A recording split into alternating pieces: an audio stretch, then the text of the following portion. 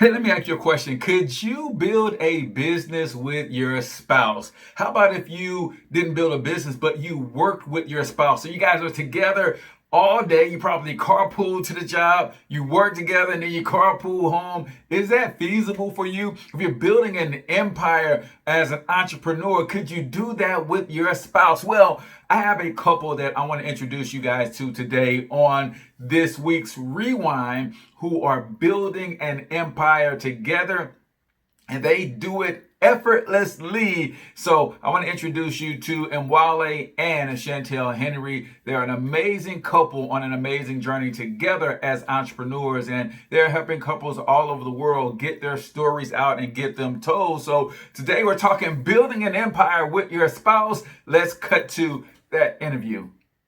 And so I'm going to ask it to you. And the question is this: who the heck are you? Well, as you said before, my name is Mwale, And I'm Chantel. and I'm based or from originally from Trinidad. So if you hear the Caribbean accent, that's where I'm from, place of sun, sand, and sea.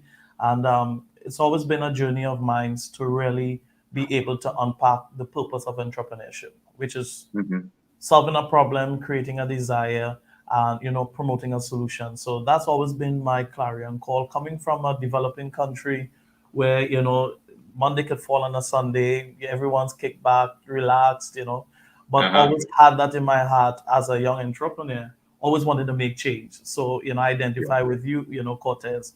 Raking up yards. That was my thing as a young man growing up in school. Just looking for how could I make change and be that change. So that's why I'm always about being the change and making that change. Absolutely. And we came together because we share that same desire that, living this life as great as it can be and as sorrowful as it can be, it's not about us, right? It's about us not being successful, but being significant. And we have achieved that level of significance, not because we're, great and famous, but because we have intentionally lived our lives, Cortez, with understanding that in the hustle, there must be a level of grace. And grace allows you to move beyond just the day to day. What do I need for my life? What do I need for my family? And say that the extent of my family's success is dependent upon how I help other people. And so we've come together as founders of the Bestsellers Academy to do just that, to make sure that every great story gets told and that you can truly be the authority in your field once you package the genius that's in your head and bring it on the outside to help others. I love that. I had a gentleman say something to me, and not to me directly, but in a group, on a group training that I wasn't even supposed to be on. I somehow snuck into this virtual training. I don't even know how I found myself there because it was for women only, right? I don't know if you guys are familiar with Trevor Ott, founder of Black CEO. But he said something that really impacted my life. He said, there's more in what you know than what you do. And that really stuck with me because a lot of times we are driven to doing what we know and just doing things with our hands and our physical presence and providing services. But we don't typically think about the intellectual capital, the things that we know and how. Yeah, I could build a website, but there's only so many websites I can build in a day. But if I can put that information into a medium where I can distribute it amongst millions, then there's no limit to how many people I can help build a website. It sounds like that's what you guys are doing, helping people pull their stories out and really let the world know and how to take that intellectual capital and turn it into real resources for them. So that is amazing. So talk me through, normally what I do is I go back to youth, right? So what was life like middle school, high school, early university or college days for you both? Yeah, well, for me, as I mentioned earlier, growing up in the Caribbean, school was just equivalent to having fun, right? It wasn't like in developed countries where you go to school, get great grades to get a job. It was always about how do you explore, how do you really just discover not just yourself but others, friends, your talents. So I was always on the soccer field, we call it football, just really exploring. But there was a time for me when I realized that life wasn't just about fun. How could you make a change? How could you make an impact? And that moment for me was looking at my mother growing up. I grew up in a home of two brothers, two sisters. I'm the last in the family. And I always used to see my mother and my dad modeled hard work. And in seeing them getting up early in the morning, she was a domestic worker. My father, he worked in the oil field industries, so as a lab technician. But just seeing them work so hard, I always ask myself the question, does the hustle always have to be hard? And even as he was promoted through the company, he got more money, and my mom grew her catering business. There was something I realized in my parents, even as money increased, you didn't see that joy. You didn't see it was always equivalent to me in my mind as a little boy, that money was always equivalent to things being hard. So the hustle would always had to be hard. So for me as a young man, always desiring that type of freedom, I had to unlearn that the hustle doesn't have to be hard, because sometimes we're married to the hardship. You Yeah. know, as you just quoted it, right? We have the genius, we have the competency, and it doesn't have to be hard. Now, there's a struggle, but it doesn't have to be hard. It's about applying and finding innovative ways of unlocking potential and allowing that, as we know, automation, leverage allows your hustle to be enjoyable. And that was my journey of looking at my parents and unlearning the psychology of money and understanding that money doesn't have to be hard. Because truth be told, if money had feelings and emotions, right, we all would be rich, right? Right. Right? No matter how much we cry for it, no matter how much we desire it, but money responds to systems. All right, money responds to, and success is a system. And that was my Right. entrepreneurial journey, going to university and understanding that money responds to systems. So at the Bestsellers Academy, we're all about exposing people to systems of success. It doesn't matter if you're from the Caribbean, you're Black, you're Hispanic, you're white. We need to put away that story, the cycle of defeat, and understand that money responds to systems. So I love that. And Chantel, I'm certainly going to let you answer that. But you said something that really strikes a nerve with me, because you said school in the Caribbean was more about exploring. It was more about less structure and more about, hey man, I think there's an understanding in other countries that pliable mind of a child should not be so quickly put into a box. And I mean that physically, like the schools here in the States they are boxes, right? So they literally take the child with that wild imagination, inquisitive and wanting to know everything, and they put that child in a physical box, in a metaphorical and literal box, and start shutting down that creative genius. And it's interesting to hear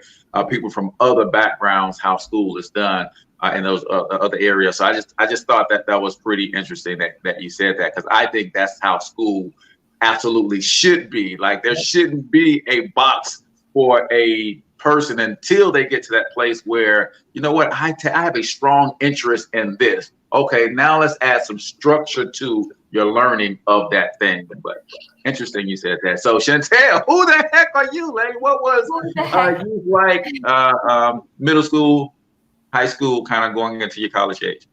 Yeah, well, I grew up in Baltimore. Shout out to all my Be More folks listening. Be more. Stand up. So my childhood was typical. I grew up in the hood, and my mother had one goal in mind. She's like, the same 5 children that I brought into the hood, by God's grace, I'm going to bring those same children out. But it took her hustle and her faith to make it happen. And unfortunately, it did not happen the way that she had planned. I lost my oldest brother to incarceration. He was sentenced to what should have been a 2-month jail stint in jail, but it ended up being a death sentence, because what happened, Cortez, is he had an asthma attack, and he was stationed in one of the most racist prisons inside of Maryland, and they denied him. They didn't give him his medicine that could have saved his life. And watching that at 6 years old, it was incredibly traumatic. I didn't know how to handle it. I saw my mother cry some days, and I saw her go out and do her job the next day. So just seeing that dichotomy between, the grace that God gives you to survive a traumatic situation, but the grind that still has to take place. I always wrestle with that, wondering if my life would have that same type of variance of success and failure. And it wasn't until I became an adult that I realized that the greatest lesson that I could have taken away from that was not that life has to be hard, but you can choose your battles. You see, my mother taught me that in the midst of her most tragic, traumatic situation, she chose the battle of victory. She's like, yes, I didn't meet my goal of having all my children out the hood, but yes, I will still fight to be a victor and not a victim. Because her fight was demonstrated in that she sued the state of Maryland and won for the crime they committed. And she took that fight to help other political prisoners get the justice that they deserve. And so in my formative years, I learned two things: that it's definitely not about you, but it's also about what you can do for others. And that's why we have this opportunity to just be servant leaders, in that we're advocates, right? Some people call us book publishers. Some people call us like their brain trust, helping with their IP. But truly, we're advocates. We want to make sure that even those who have suppressed their voices get heard, even though life has probably told you to muffle your message, that it's time for you to unmute it. And that's what we're here to be, that gateway that helps you do that. Wow. So sorry for your loss. And at such a pivotal age, that 5, 6, 7-year-old age where you're so impressionable, and things tend to, and at that age, leave some very lasting scars or memories or motivators, right, for how we turn out to be in our adult lives. And I think as parents, we always have to remember that no matter what the challenge we're facing, we're always modeling, right? And I don't think your mom lost sight of that. It's like, okay, this is hard, but let me show my babies how to deal with hard, right? This is painful, but let me show my children how to handle pain. I'm angry, but let me show my children how to channel anger. And more of us have to have that emotional intelligence, especially those of us who are raising children or have children in close proximity that are watching, because as they say, kids pick up more than they're ever taught. And sounds like you picked up some great gems from mom by watching her demonstrate what it's like to deal with difficulty and, how to overcome. So how'd you guys meet, man? Be More, Trinidad? How did those two parts of the world come together? What was it like? Yeah, well, it was based on my entrepreneurial journey. My background, the youngest consultant in Franklin Covey Institute in Latin America and Caribbean, really had a long state experience in the state sector. Was the assistant to the Prime Minister, met Obama, the Queen of England, you name it. I did in my professional career, but I always had a desire to be an entrepreneur, really build my own business. So that journey started off just over 11 years ago, meeting Chantel. But what happened is I actually went to entrepreneurship conference in Las Vegas. And Cortez, it was my first time in America. So my first US experience was Vegas. Wait a minute. How are you still not in Vegas as your first time in America, right? That's one of those kind of cities where we kind of want to break you in slow before you see Vegas. Let's let you see some other things before you see Vegas, right? Well, I saw something even better, because they always say what happens in Vegas stays in Vegas. This time it didn't stay in Vegas. She's here with me on this journey. So it was an entrepreneurial conference, over 20,000 people. It was an international conference. So people from all over the world were lined up, and I was approaching the line, and as I was approaching the line from a distance, I saw my friend, because we were all grouped by nation, so people have their colors, their flags, so it's easy to identify in this huge crowd. From a distance, I'm walking, and I'm seeing my friend, my partner. He's talking to this girl. Now, Chantel, she's about 5'2", 5'1", yeah. 5'1". So I'm like, who's this girl he's talking to from a distance? And the alpha male in me, I'm like, okay, I'm gonna step up and find out a little bit more. So I'm approaching, and he turns to me. It's like, hey, I just met this person here, and she turns around, and he's like, hey, this is Mwale. And Cortez, as God as my witness, when I looked at this beautiful girl, I was like, man. But the funny thing, he might have said that to himself. But the funny thing is when I saw him, I was like, oh my God, I found my husband. I found my husband. Because what he did not know is that I was at a time in my life where I had run my own PR firm, had a nice apartment in Buckhead, Atlanta. I was doing my thing more or less. Some of my clients included NFL and NBA players. I was going out on dates with a guy who was a major player for the Falcons, had just signed a $17 million contract with Visa, like what people call living the life. But on the outside... Yeah, and he fumbled the ball. I like that. So that's all.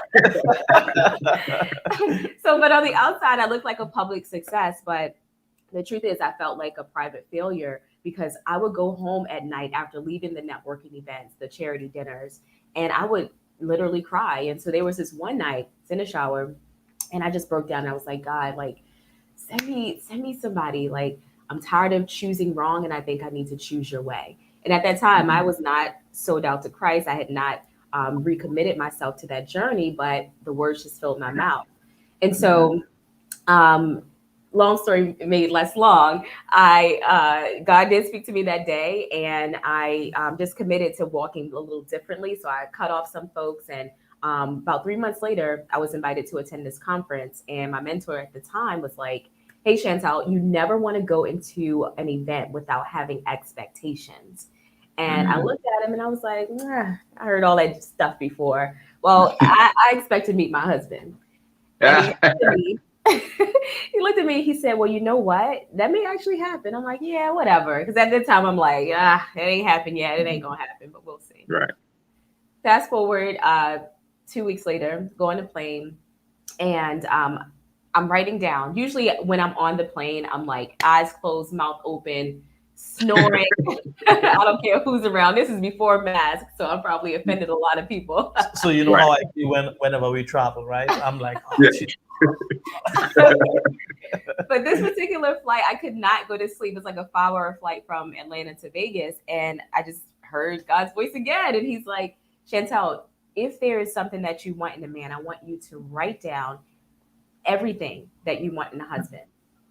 I wrote it down. Less than 48 hours later, I was in that same line, and that's where I met Mwale.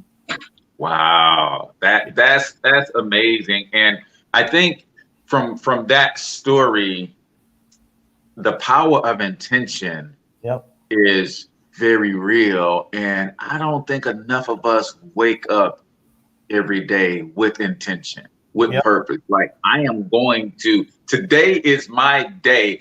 My wife and I have this saying, and as she gets up and starts her day, and I start my day, and I'm just like, babe, you ready to slay today?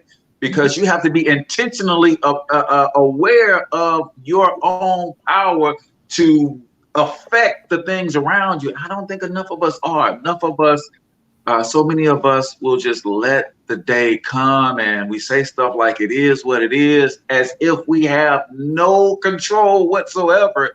So it's funny to hear you talk about making that connection with God, and then setting an expectation to, go after what you want, and you saw it, and boom, here you guys are. How many years later?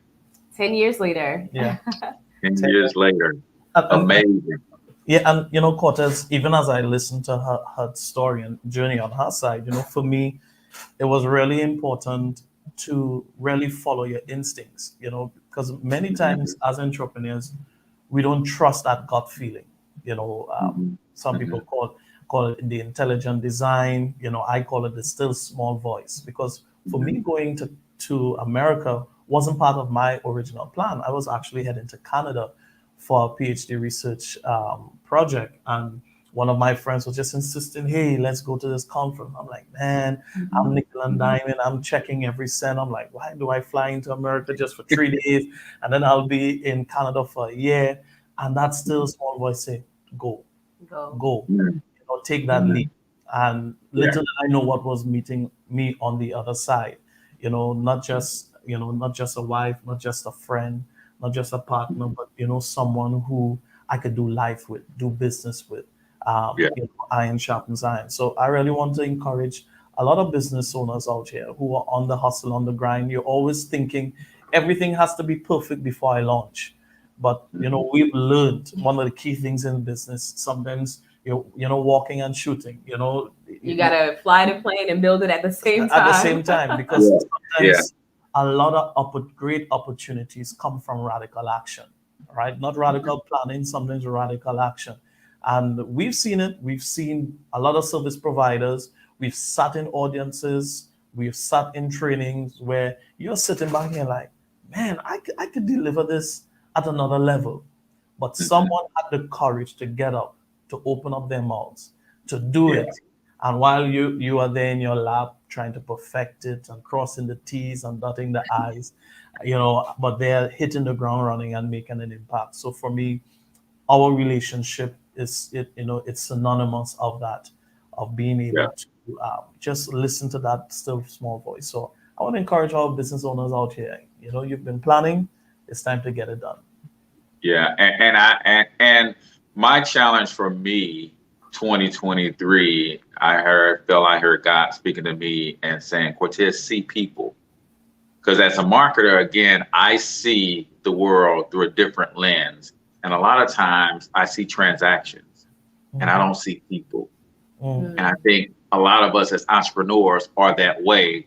And what would have happened if you were seeking transactions and you didn't see people, right? What would have happened if you saw Chantel like, oh, this is just another person at a conference, and not really open up to see her as an individual? So I think we have to make sure that we are really intentional about the people that are in our spaces, because it doesn't happen by accident, right? There's energies that draw us to and repel us away from one another for a reason.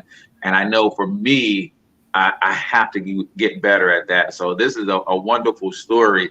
But as we transition into business, I want you guys to first encourage uh, the spouse and the mate, because it's not always easy, or it's not always common for both spouses to be the entrepreneur on the journey. In my case, I'm the entrepreneur and my wife is not. And I thank God that I have the dopest, the most amazing, the most supportive, like literally she's the reason that I feel like I can literally take over the world every day, right? Everybody don't have that though on their entrepreneurial journey. So can you encourage the person who is an entrepreneur and may not have that full loving support of the spouse, and also talk to that spouse who may not get it and they're not as supportive as they can be, right? How can we help bring some harmony in that house as the entrepreneur in the house is trying to build that empire? Yeah, well, I believe that is such an important lesson, because there are some of folks who are watching who may not be married or who are looking to get married. And some are like, I'm not doing married altogether because I'm already successful and I don't want anybody to interrupt my flow. But no matter where you are on that spectrum, the truth is that we are designed to partner. All right.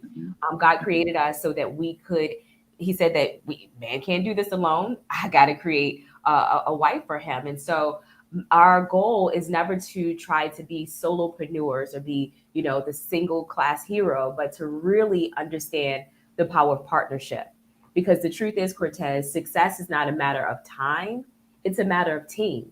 So my question to you is, who is on your team? If it happens to be your spouse, that's even better. But if it's not, find someone that you can work together in harmony with, that honors your relationship, that wants to see you successful in that area and not trying to take you away, right? Right. And because I know for us in our journey, we have come together because both of us were originally entrepreneurs, but we've stayed together because of that higher vision and purpose, right? Yeah.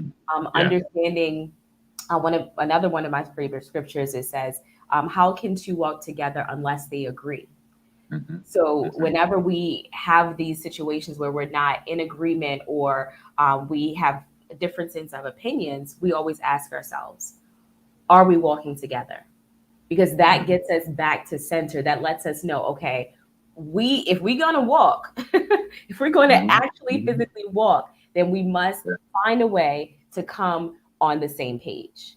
And sometimes marriages break up.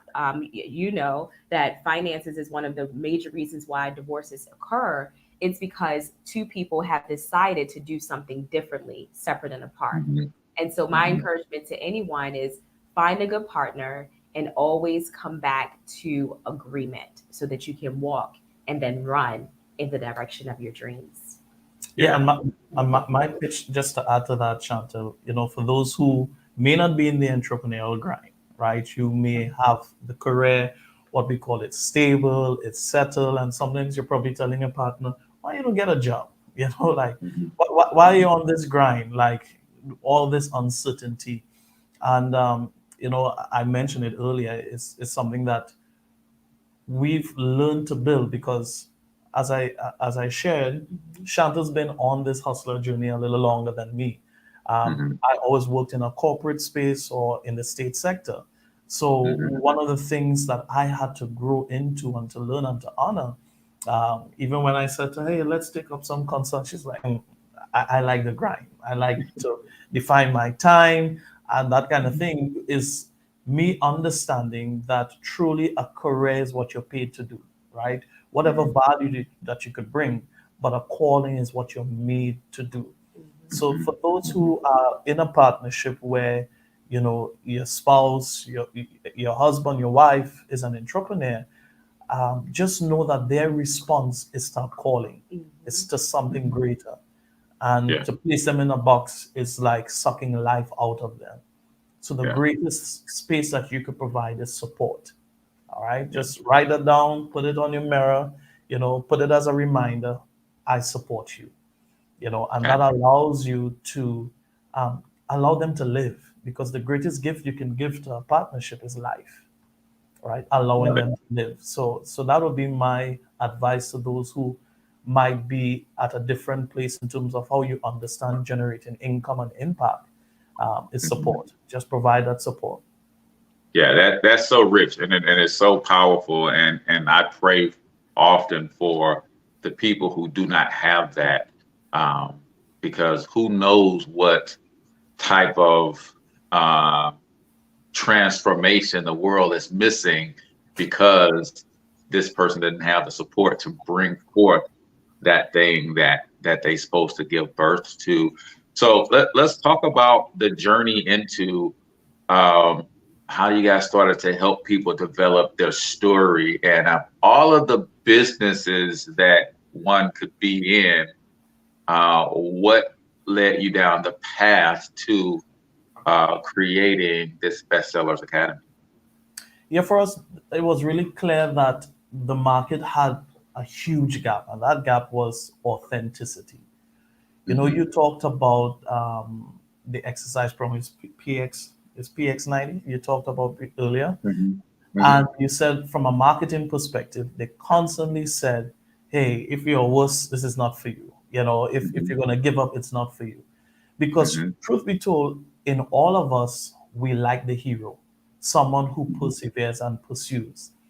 But we like the hero inside of us. Hey, I think I could get this done. But we admire the hero in others, where we see them persevere and pursue and overcome. So we've seen that in business. We've seen that in the journey of many people. They look at others in terms of their success, but they see the end result of their success, not the process, not the grind, not the breakdown, but they only see the breakthrough. So for us, we realized in the marketplace, there was an absence of an authentic journey. People just saw the outcome, like, I'm a millionaire. Okay, it didn't just happen like that. I'm driving a Rolls Royce. It didn't just happen like that. So we saw the challenge of helping people discover their journey, discover and uncover their hell before the hallelujah. Because in the corporate setting is all about strength. You teach from the place of strength. You teach from the place of perfection. You teach from the place of knowing everything. But Mm-hmm. because the market is so saturated with information that we are so distracted of who people really are, the true person and their journey.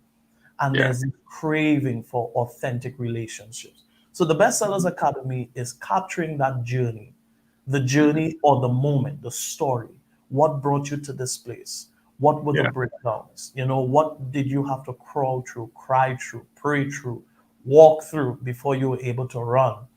And Mm-hmm. as you tell that journey, you attract your ideal client because people can see themselves in you. It's a crack in the door. And that authentic conversation is what we call the Pied Piper sound. Only those who are called to work with you hear that in your conversation. So you Yeah. attract your ideal client, and your journey as an entrepreneur is now where you are working with those who you're called to serve, you're called to lift up, you're called, to support. So the journey of the Bestsellers Academy is supporting coaches, speakers, and authors who want to be able to capture their intellectual property, the things that they'll be able to do, but marry their personal journey in it, so that when people see them, they're like, I like you. I want to work with you. That's right. I see myself in you. And that's the it factor, what we call a USP in the marketplace. Man, I love that, and you're so right. So when we talk about your brand is nothing more than your message, your promise, right? What are you going to do?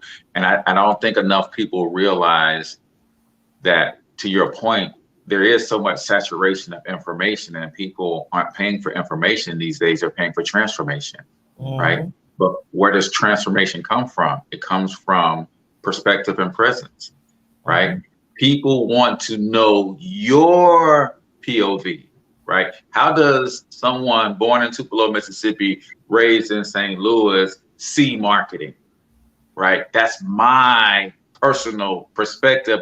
And they cannot get that anywhere else on the planet, right? That's And I think people miss that. And that's where competition has people all messed up, right? So talk about the difficulties you guys sometimes face, because I'm sure you do, when you're sitting down with a client and you're trying to help them understand. And what we tend to do automatically, or what we tend to do with ease, we don't see the value in.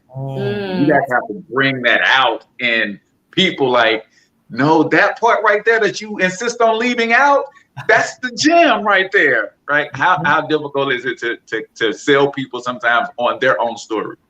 Yeah, well, that's the beauty of it. We work with individuals who already understand that they have something to contribute in the world. If they are not at that place, then we say, hey, come to our personal development classes to understand your power, so we can get you to the place of knowing that you are valuable, right? Because once you understand that you're valuable, you are like, I am not going to die with this gold mine on the inside of me, right? Yeah. We've heard it, right? Some of the wealthiest place in the world is the graveyard, is a cemetery, because there are so many people who were buried with their greatest gift on the inside of them. And so once we reach the point where you understand your power, then we can help you to uncover it, right? And that process is all about sitting down and understanding that what you've done in your 20 plus year as a corporate exec, that is a packageable property, intellectual property that you can use to then turn into profit for your own business, or to get a higher ranking position in corporate, right? It's not all about entrepreneurship. And then once we help you to uncover what you've already done, because sometimes we think, oh, we got to do something new in order for it to be the best thing ever. Sometimes we discount what we've already done, and we're putting aside that because we're so used to it that we go into something else and we don't succeed. So let's deal with what you've already mastered, and then we help you to leverage it, right? And leveraging it is always about, how do you develop an income ecosystem around your best ideas, so that those individuals who you are uniquely called to serve, who can only respond to your voice, those people hear you, they see you, and they want to do business with you. Yeah, I have that problem, Chantel, and I have to remind myself of Robert Kiyosaki, right? Robert Kiyosaki, for the last 30 plus years, has been selling the same information, repackaged, rebranded, licensed to this entity, licensed to that entity, but it's the same thing, man. Rich Dad, Poor Dad. That same story permeates throughout everything in the Rich Dad brand, and it attracts the people to him that he is meant to serve. So, Cortez, the main issue that underpins that core example you just shared is that we often mistake newness with value. We often equate value with newness. If it's new, then it has to be valuable. But consistency is a time-tested project. And as Chantel talked about, just our process, that's a mindset shift. That's why our first couple sessions, really dealing with that internal chatter. That you tell yourself it has to be something new in order for it to be valuable. But because you've been around it so long, we've undervalued that cellular competency that we have. That you can do it naturally. You could do it in your sleep. You could do it, walking. You could do it, from memory. And we take that for granted. But little do we know that's our greatest contribution. It's our greatest contribution. So it is true. It is admittedly a big struggle, but it's our greatest opportunity where we see people have that breakthrough. I'll give you two quick examples. We had a client. She works on Wall Street as an investment banker. She's managed over $5 billion in transactions. And on the inside, she always said to us, she wanted to make a more meaningful contribution. She understood that there's a difference between success and significance. So we took her through a mindset process of seeing what she contributes and how she could bring her financial literacy from Wall Street to Main Street. And being an African American woman in an industry that's predominantly white and male, she required us to take her from what she's so close to and accustomed to and see the income potential of turning her genius into a book, into training programs, into corporate training, into courses. And that has been a riveting experience for her. She always says to us, I needed someone to pull me back from my own self, right? Yeah. And what we call discount dialect. Oh, I just do that little thing. I just have this little business. Or, I give people financial advice. I'm like, don't discount that. So I want to tell people, remove that discount dialect. What you have to bring to the marketplace is unique, it's valuable, it's needed, and your impact will always bring that desired income. I love it. I love it. Well, we've got to hit our second favorite segment. I know we started late, so we're a little bit behind, but I can't let you go before we get into this segment right here. And this segment is called Freestyle, because I know you got bars. You don't come up in B-War, Chantel. You don't come from the Trinidad with the music that you guys have and can't spit from now. So freestyle is not about rhyming, even though I could drop a beat for y'all if y'all need, right? Freestyle is your opportunity. As I'm building this multi-billion-dollar international media conglomerate, I know that I'm not formally trained as a journalist. I don't always ask the right questions. The conversation doesn't always go where we want it to go. So freestyle is your opportunity to take 1 minute each and either reiterate something that you feel is important, or if we didn't get to talk about something that you feel is important, to go ahead and give it to the people. So this is freestyle right here on the Cortez Hustle Show, the Mwale and Chantel version. I don't know which one of y'all are going first, but one of y'all hit them with your best bars. Well, thank you. We do have a rap, by the way. We'll have to put it out on YouTube. You know what I'm saying? and yes, I wrote the bars. But no, the truth is that when we look at our lives, we want to be able to look back to say, what contribution did I make to the world? And when we understand that it's not about leaving a legacy, but living it, it gives us a sense of empowerment to know that although we are not at step 10, we can still help out someone who's at step 5, step 6, step 3, 2, 1, right? We don't have to be at this place where we've arrived and we've accomplished so much. Do it now. right? Some people wonder how we're able to do what we do and would have grown our business by 300% even during a global pandemic. Why are we so committed to doing it now? Why not wait? Why not take our time? It's because we don't know how much time we have left, right? All we can be responsible for is the moves that we make right now. And so, my encouragement to each of you is to ask yourself, what do I have in my hand that can be valuable to someone else? And I guarantee you, at the end of that question, the answer will be a dynamic either product, service, or take your current position as a corporate exec, as a manager to the next level, because you'll move from that transaction based type of lifestyle to that service based lifestyle. And as you know, service to many always leads to greatness. Love it. Love it. Love it. My closing remarks will simply be this. I've learned in this journey of entrepreneurship that never allow shame to muffle your message.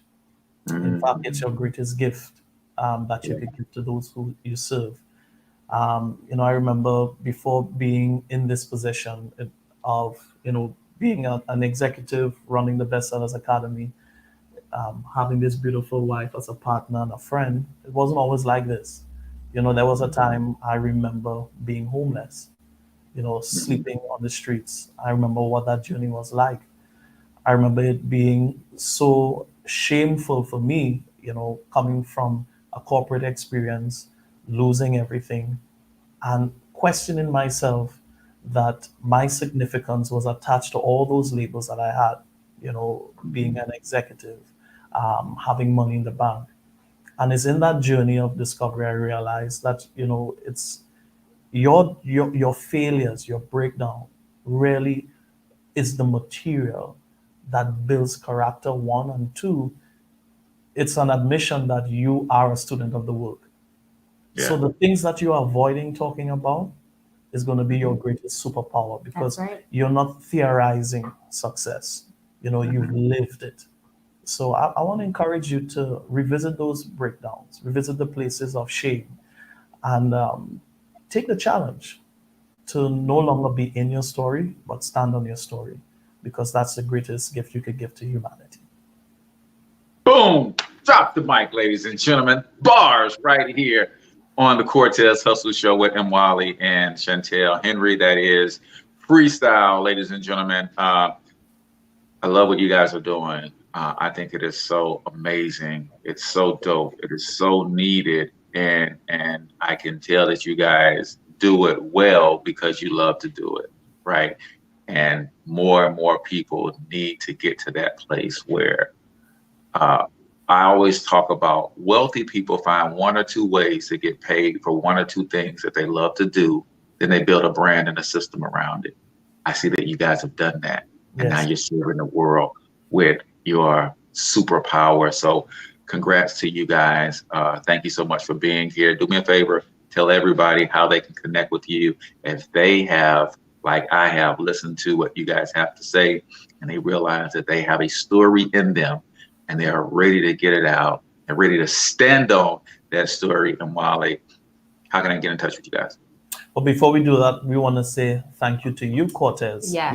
for holding the space for so many hustlers, being able to stand in their story, to pursue their greatness, to find systems that, the struggle doesn't have to be hard, but there's a system of success. And as entrepreneurs, we know what that's like. So shout out to brothers like you who stand in the space, continue pressing on and keeping on. And I know you mightn't say it here, but I know there's been many times of tears, self-doubt, questions, but you've pushed past it. And we want to shout you out for holding the space for so many people, because you're creating a lot of hope and allowing people to continue turning the page to their next chapter. So thank you so much for having us as your guest. And speaking of next chapter, if you certainly want to learn about this thing called your intellectual property and how you can really transition into being a best-selling author, up-leveling your speaking, I recommend that you go to our site, mybestchapter.com. Of course, put the 3 W's at the beginning, so www.mybestchapter.com. and we got a free gift for you waiting on the other side. Awesome, awesome, awesome. Well, ladies and gentlemen, we've been listening to and learning from Mwale and Chantel Henry, founders of the Bestsellers Academy. And all they want to do is see you win, win, win, no matter what. So be sure to hit them up, like, follow, connect with them in any way that you can, and get your story out to the masses. Somebody else's success is on pause because they need to hear your story to give them the courage and the motivation to take the same step themselves. So get with the Henrys and get your story told. So, all right, ladies and gentlemen, hopefully you enjoyed that amazing interview. If you did, make sure you subscribe to the channel and leave me a thumbs up on that video. But also, if you know some amazing entrepreneurs doing amazing things and they are serious about their business, shout them out in the comments. I'm always looking for amazing entrepreneurs to interview and get them more exposure and bring you great content, because I believe that entrepreneurship is the shortest distance between